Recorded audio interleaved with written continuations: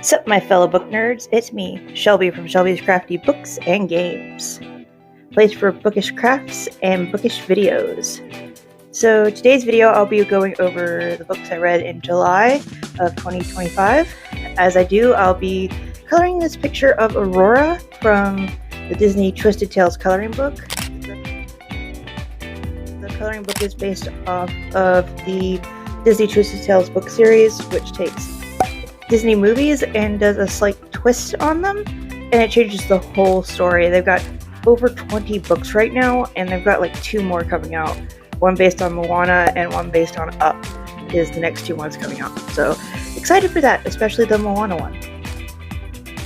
Anyway, this one, specifically the one I'm coloring, is based off of Once Upon a Dream, which is a change on Sleeping Beauty, and that one is what if the Sleeping Beauty never woke up. And it's pretty cool because when the prince goes to kiss Sleeping Beauty, Aurora, he falls asleep too, and then they're like in this joint like dream, and they have to find a way to get out.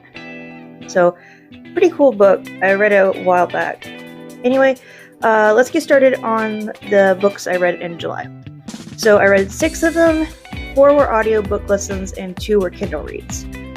First is Shatter Me by Tahira Mafi. I listened to this on audiobook, and it was actually a reread for me. I like to listen to this every once in a while because I really like how the audiobook is set up.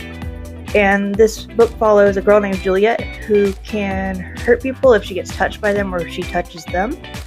And she's taken by this person named Warner to Sector 55 to be used as a weapon.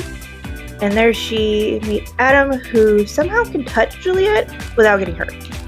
And I thought this was a pretty nice start to the series. I can see why some people say it's kind of slow, but I think listening to the audiobook helps. And I like how it's written because when Juliet has her inner monologues, she does mark out a lot of stuff she's thinking. And when the audiobook gets to this part, there's a scratching noise. And also, Juliet's backstory is really tragic and makes you really feel for her, but you also want to really hope she gets a happy ending. So I gave Shatter Me a 3.5 out of 5 stars. Next was You Are a Badass by Jin Sanjiro. I listened to this on audiobook as well, and it's also a reread. It's basically a self-help book and about how to have a better mindset. And I like to re-listen to this every now and then, especially when I'm not having a good mindset, because it gives tons of great information, and it also has some really fun stories. And I gave You Are a Badass a 4 out of 5 stars. Next is Bound by Ravens by Jessica Senden. I read this on Kindle, and this is once again a reread for me. I guess July was just a rereading month. And this book follows 2 thieves, Tyron and Finn, as they have to collect 3 different artifacts to break the curse on them that makes it where they can't be more than 15 feet from each other. This book has a lot of great banter between the 2 main characters, and the romance is super cute, and the world is super imaginative. I really love this book and would easily reread it again. I give Bound by Ravens 4.5 out of 5 stars. Next is Black Beauty by Anne Sewell. I listened to this on audiobook, mostly because I found out it was free on Audible.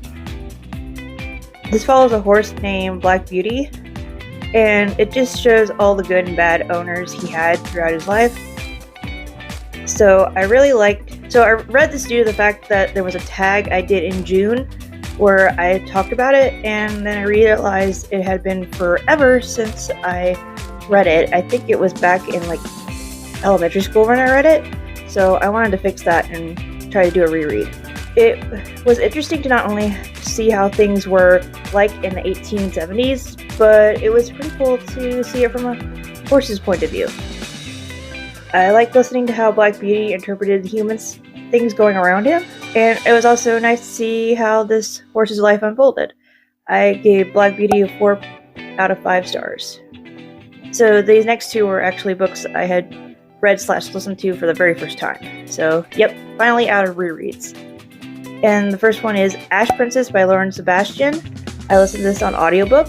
It follows Princess Theodosia, whose country was conquered, and she's left alive to be punished if her people try to revolt.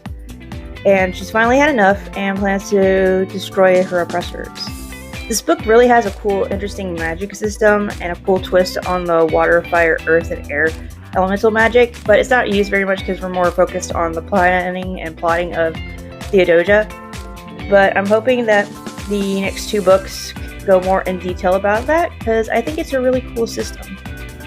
And I also like reading about how Theodosia planned things out and how she executed her plans.